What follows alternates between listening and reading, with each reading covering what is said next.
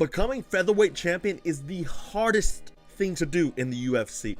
Think about all the great names that this division has put out. We started with Jose Aldo. We had Conor McGregor come through for that brief period, and then Aldo got the title back. Then comes Max Holloway. Then comes Alexander Volkanovski. And now we have Ilia Topuria. It seems like every fighter that becomes a new champion has to be forged in fire.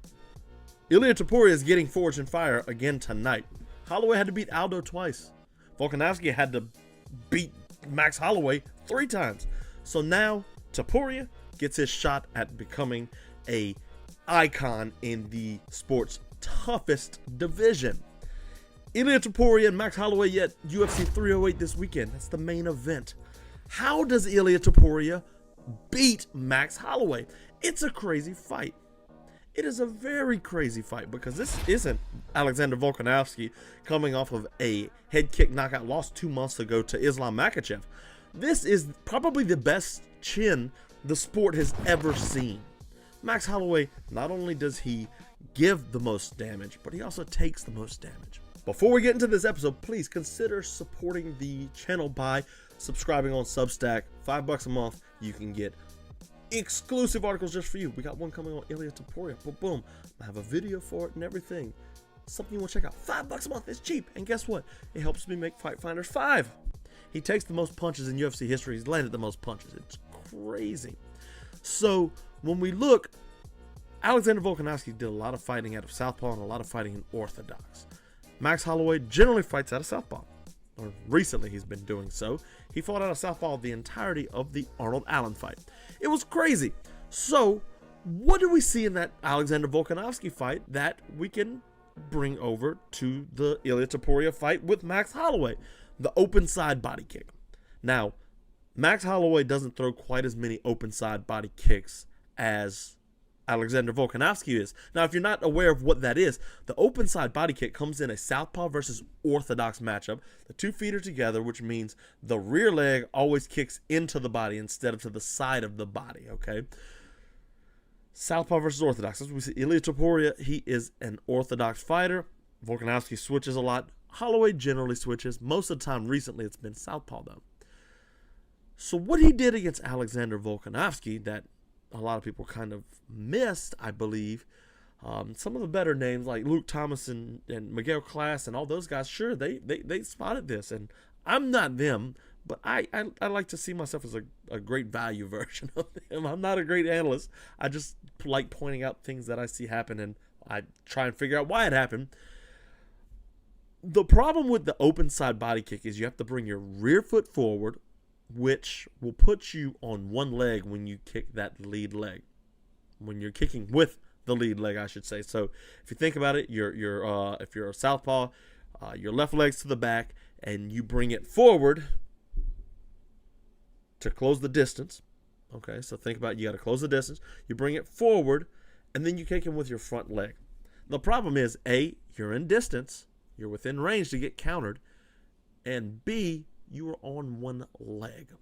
If you go back and watch Ilia Topuria fight Alexander Volkanovski, from Jump Street, he was game for the open side body kick. How did he do that? So he worked on landing his jab. He worked on stepping in with Alexander Volkanovski as he kicked. He worked on timing how he can kick and drawing the kick out. And once he finally figured out Alexander Volkanovski kicking, he said, okay, now I can step in. You're on one leg, so I'm going to punch you while you're on one leg, which causes you to go off balance. Looks horrible for the judges, and it gets you out of position for any other follow-up shots because you're stumbling everywhere. Another great thing that we saw from Ilia Topuria against Alexander Volkanovski, and pretty much all of his fights, let's be honest, Ilia Topuria is a fantastic boxer, right? Was his footwork and his feints. He keeps his power base under him. He doesn't cross his feet too much. He does every now and then, sure. But that and his feints, his false starts, he's constant. Oh, am I going to go? Am I going to go? And when, like the film study that we were talking about earlier on the Substack, we're going to be talking about how he draws out a counter from Alexander Volkanovski. He keeps false starting. He keeps feinting. And once Alexander Volkanovski goes, Ilia Topuria is like, I can go. And that's what he does. He feints. He does really good footwork. He cuts the cage off fantastically. If you want to see how to cut the cage off in modern MMA, watch Ilia Topuria. He's fantastic at it. Sorry, guys, I didn't mean to hit my mic. He is absolutely fantastic at it. One of the best. And that's what I really like to see from a guy that's young. He's only 27 years old. So how does he beat Max Holloway, though? How does he come out there and dominate the quote-unquote self-proclaimed best boxer in the UFC? I got my doubts about that, honestly, but, that's what he claims he is. How do you beat Max Holloway? Many have tried. Only Volkanovski and Dustin Poirier can figure it out. Gaethje couldn't figure it out. So how do you beat him? I like to look at the Volkanovski 3 fight for that, right? Max Holloway in recent years, we're going to talk about this in a minute, he's a lot less volume. And that came after this Volkanovski 3 fight. He had to figure out how to do more with less, right? Because Volkanovski kept getting the counters, he kept beating him to the punch. And Max realized that he's not faster than everybody anymore. He used to rely on his speed to be able to beat people to the punch. Now he can't do that. That was against Alexander Volkanovski. Ilia Topuria is faster than Alexander Volkanovski. Do you remember that Volkanovski fight? You're too slow, mate. You're too slow. Volkanovski taunting Max Holloway. It was crazy. He was faster than Holloway all night. He kicks the legs. Max Holloway famously doesn't check low kicks. And when he fought Justin Gaethje, I felt like that was going to be the bane of his existence. The low kicks of Justin Gaethje are phenomenal. But he didn't. Max has worked on checking him a lot. He works on stepping in, kind of like we talked about with Ilia Topuria. But what Topuria's going to have to do is land these low kicks. Punish him for stepping in. If Max is going to step in, you want to smash the leg. That means Ilia Topuria is going to need to end a lot of his combos with the low kick. 1, 2, low kick. 1, 2, 3, low kick. 1, low kick. Yeah, just mix it in. He's not going to be able to throw them naked. Now, every now and then he will be able to, but he's not going to be able to throw them naked. He has to go land the low kicks. He has to beat Max to the punch, and he has to draw out the attack of Max Holloway. If he can make Max Holloway feel like he's down early, that'll bring out a Max Holloway that wants to engage more. Max Holloway feels like he has to get up. So if he feels like I'm down 3 rounds. If Max Holloway feels like he's down 3 rounds, he's going to have to fight and come for a knockout. It's going to be very hard to do against a guy like Ilia Topuria with a shoulder roll, which he's fantastic at. So if Ilia Topuria can land the body kick, hurt him to the body, low kick, footwork and feints, cut the cage off, stay safe, and then get Max to engage himself, I think he has a really good chance of winning. This fight is so close in my book. And Max Holloway, I've just learned ever since watching him, he's been in the UFC for forever. Ever since watching him, I learned not to doubt him. But I also know we shouldn't doubt Ilia Topuria either. He's so good. Ilia Topuria is fantastic. But yeah, I give Ilia Topuria about a 50% chance of winning. It's a 50-50 shot. Will he knock Max out? I don't know. If anybody's going to do it right now, it would be Topuria, though. But yeah. Max Holloway, though, we alluded to this earlier. He's new. He's different. What is different about Max Holloway? How is he different? Because we remember Max Holloway as the volume guy. He lands in punches and bunches. You remember the Calvin Kattar fight where he said like 400 strikes landed, which is like the UFC record. What is different now? He's backed off on the volume. And this approach with less volume has really made Max Holloway a lot more efficient.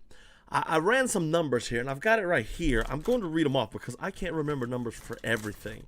But if you look before he fought, so what I've got here is I've got the Gaethje, Korean Zombie, and Arnold Allen fight. And I took into account how many minutes he fought, strikes landed and thrown, and how much he's landed on and thrown on. And the connection rates are wild because you look and it's like Volkanovski really did shut Max Holloway down. The landing percentage against Volkanovski as opposed to the Volk 1, 2, 3, Yair, and Calvin Kattar fight are wild. He stayed around 58, 56% of landed. And I know stats aren't everything, but I feel like it's pertinent here. Against Volkanovski, that was south of 50% he landed. Volkanovski did a great job of making him miss. Now, strikes per minute is kind of what I'm getting at here, and the output. If you look at punches per minute, against Gaethje, Korean Zombie, and Allen, now we're calling this the post-new Max Holloway, he threw 12.3, 12.1, and 10.5 punches a minute. That Allen is a really low number, and that brought it to about 11.58 punches a minute in his most recent fights. Now, if you look at the Volkanovski fight, despite him missing a lot in Volkanovski, his punch rate was higher. Okay? 13.4 against Yair, 17 punches a minute. 29 punches a minute against Calvin Kattar. Again, that's that outlier. 9 punches a minute in the rematch with Volk. Remember, that was a very tepid affair, a lot less action. And then 12.6 in the first Volkanovski fight, which equates to 16.3 punches a minute in those first 5 fights. Now, let's take that Calvin Kattar fight out. Remember, that's a record. Let's see what it looks like there. He's still a whole punch a minute more. So that's 5 punches a round, 25 less punches a fight. He's not fighting as much. And I know stats aren't everything. You can't judge a fight by its stats. That's not how the game works. Now, things that worry me about Max Holloway is when he fought Justin Gaethje. Now, he ate him just fine, but he did get tagged a couple times coming over the top of his punches. And Ilia Topuria is a better boxer than Justin Gaethje and a faster boxer. Probably doesn't hit. He probably hits about the same. Let's be honest. Probably hits about the same.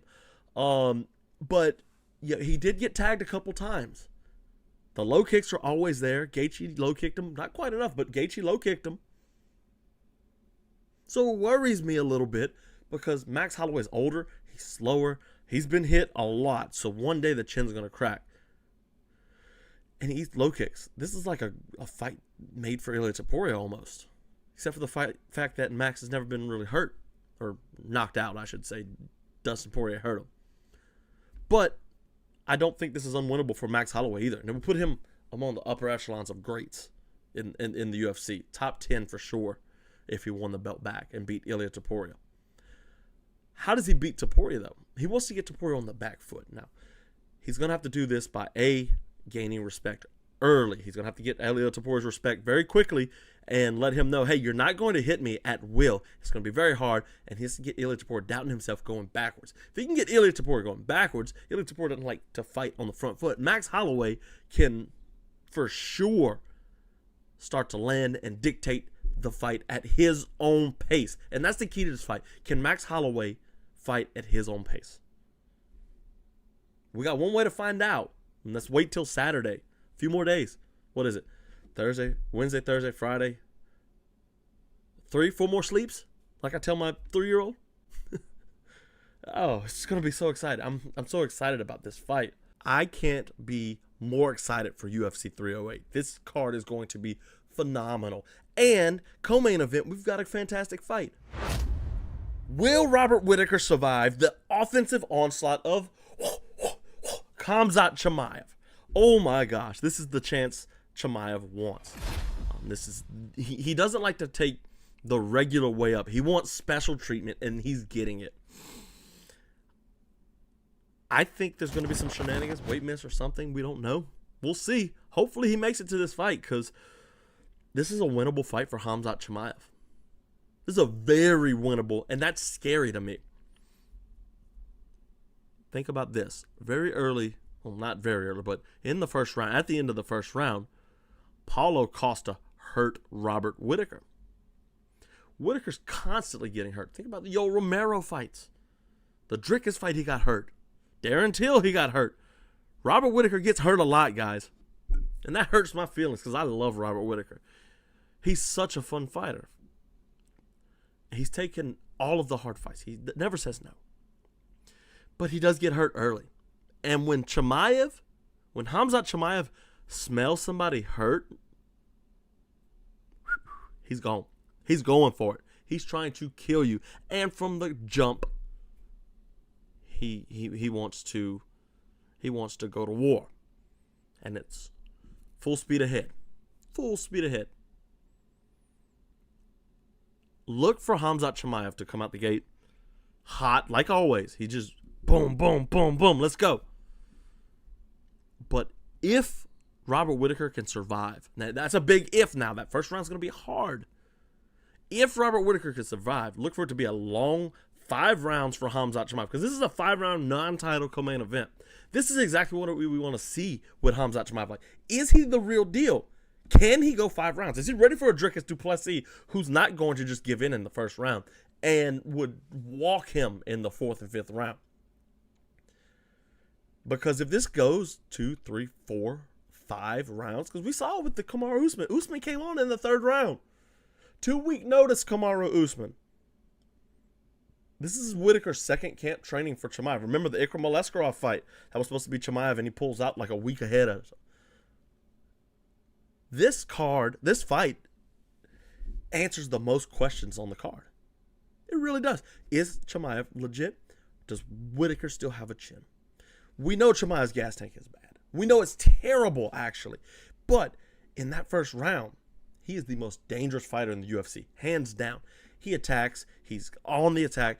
He wants to get you to raise your hands, so he'll throw a high kick. He'll throw a hook. Think the leech. He throws a left hook, and the leech returns, and he ducks in under on the hips. That's what Chimaev does. That's his whole initial game plan. Even a fake glove touch with Kevin Holland. He wants you to raise your hands, expose your hips, so he can get to that. Whittaker has that side-on karate stance. His hands are always low. So if he could just let Chimaev punch himself out in this first round, that gas tank can be compromising. But if you want to see how Chimaev can beat Whittaker, now that's a big deal. How he looked amazing against Usman in that first round. Nobody ragdolls Kamaru Usman like that. But if you look at Whittaker versus Dricus du Plessis, if you go look at that fight, you can see how Robert Whittaker, if he's on his back, he is vulnerable. Let's be real, he's vulnerable. And Dricus du Plessis had that great, tripod pass where he passed and he just smashed him out. If Whittaker can get to that in the first round, if he can get to the ground, maybe even in the second round and lay on him for a few minutes and then start to work, man, this could be the coming of Khamzat Chimaev. And they might tell Sean Strickland, hey, kick rocks. We're doing Chimaev versus Dricus. We've wanted Chimaev in the title shot for so long, and now we're finally getting it, right? We're finally getting Khamzat Chimaev in the title if he beats Robert Whittaker. But Robert Whittaker can still win. And he would get the title shot if he wins. I mean, you beat Chimaev, you got to get the title shot. He's promised a title shot, right? They did the same thing with Benoit Saint-Denis and Dustin Poirier. Winner gets the title, despite Benoit being ranked like 15. Chimaev's like 9. So yeah, that fight, it's interesting. It's going to answer the most questions on this card. What else is on this card? Let's see here. Lerone Murphy and Dan Ige is a fun fight. Murphy's undefeated, English guy. Dan Ige's kind of a trap fight though. But Dan Ige also, if you go look at his record, like he kind of just drops the ball all the time. You know, Diego Lopez, we can give him credit for that. But like Bryce Mitchell, Movsar Evloev, he loses to good fighters and Korean Zombie. Calvin Kattar, so that's back in 2020. So he's fought good people like Philly and Damon Jackson. But like when he fights really good people, he gets, he drops the ball. Evloev, Josh Emmett, Bryce Mitchell was really good at one point. Diego Lopez is very good. Yeah, so that's going to be a really a fun fight. But the real one is up next. Is Magomed Ankalaev in trouble? He's fighting Alexander Rakic, and everybody likes to poo-poo on Alexander Rakic because he's boring. Like, we didn't have the best knock. He wasted all of his aura against Jimmy Manuel back in 2000 whatever, 16, 17, whenever he high-kicked Jimmy Manuel and left the body. Y'all remember that? Just left Jimmy Manuel just dead. I think this fight is a trap for Magomed Ankalaev.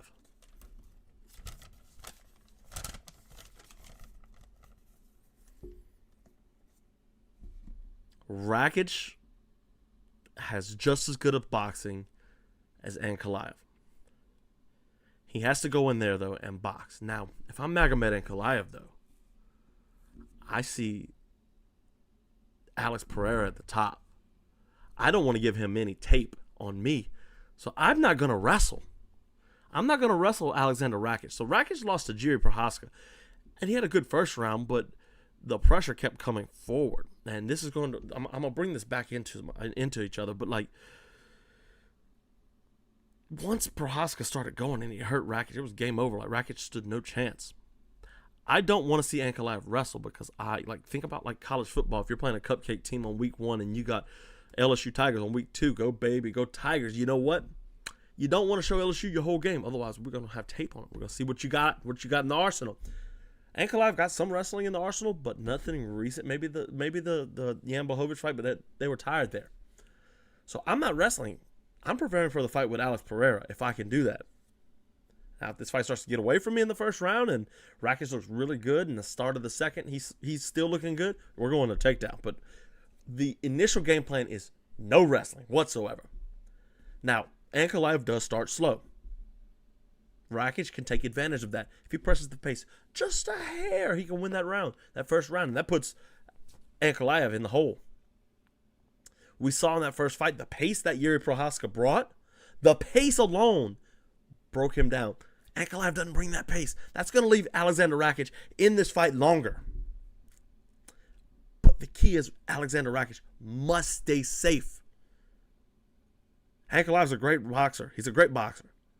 And he cannot get in trouble in this fight. Because if he does, it's going to be a bad night. And we're going to be like, all right, we got to give it to Ankalaev. And then they're going to give it to Anthony Smith or somebody. The Alex Pereira fight, that is. They just don't want him to fight Ankalaev because Ankalaev's Russian and he's going to wrestle. We know he's going to wrestle. It's going to happen. So, Rakic, if he wins, he should get the title shot. Sure, that'd be fresh blood for Alex Pereira. And I think this is a trap fight for Magomed Ankalaev. UFC 308 might see the win streak of Ankalaev out the door. Out the door. Ooh, spend some time on this, huh? Let's keep going through this card real quick here. Let's see. Let me go back to 308. We got Ankalaev and Rakic. Shara Bullets fighting Armen Petrosian. Be cool to see him fight a wrestler, but they're not going to give him a wrestler. He's looked good in his last 2, but his last one was kind of disappointing. Jeff Neal, Rafael Dos Anjos. Neal's washed. Dos Anjos is 2, but I still love Dos Anjos. So, I'm not trying to say Oralbai's last name, but he's fighting Mateusz Rebecki. That's a sleeper fight, guys. This fight's going to be fun. Rebecki is a Polish guy. He always brings a good pace. What was that last fight he won? I can't remember. What was the last fight? Oh, that fun fight with Diego Ferreira where Ferreira ended up winning. That was a good fight, actually. Abus Magomedov and Bruno Ferreira. I look for Bruno to maul him. Our champion, Chris Barnett versus Kennedy Nzechukwu. We pulling for Chris Barnett, right? We gotta be. The good Basharat brothers fighting. 12-0. Farid Basharat versus Victor Hugo. Dangerous fight for Basharat. Hugo's really fun. Renat Fakhradinov and Carlos Lille. Ibo Aslan versus Rafael. I don't know who that. Bruno Silva versus Naduriev. That's a fun fight too. I've watched some tape on Ishmael, so that's a really, really fun one. UFC 308's a fun card, man. I thought that they're bringing out a really fun event. It's gonna be in Saudi Arabia, so we won't be live streaming this because it won't be during the day. But if you want to come hang out that night, we're gonna be doing a UFC 1 fight campaign. So we'll watch UFC 1, and I'm gonna start doing these more when fight nights don't happen when they're prime time for me and my kids. Chimaev fights though. The film study on Khamzat Chimaev. His offensive onslaught. How does he beat Robert Whittaker? I go into depth here on that, and I try to quantify what he brings to the table. Talk about bringing his hands high. How do you stop him? This and that and the other. Great film study, something you should absolutely check out because I worked incredibly hard on it.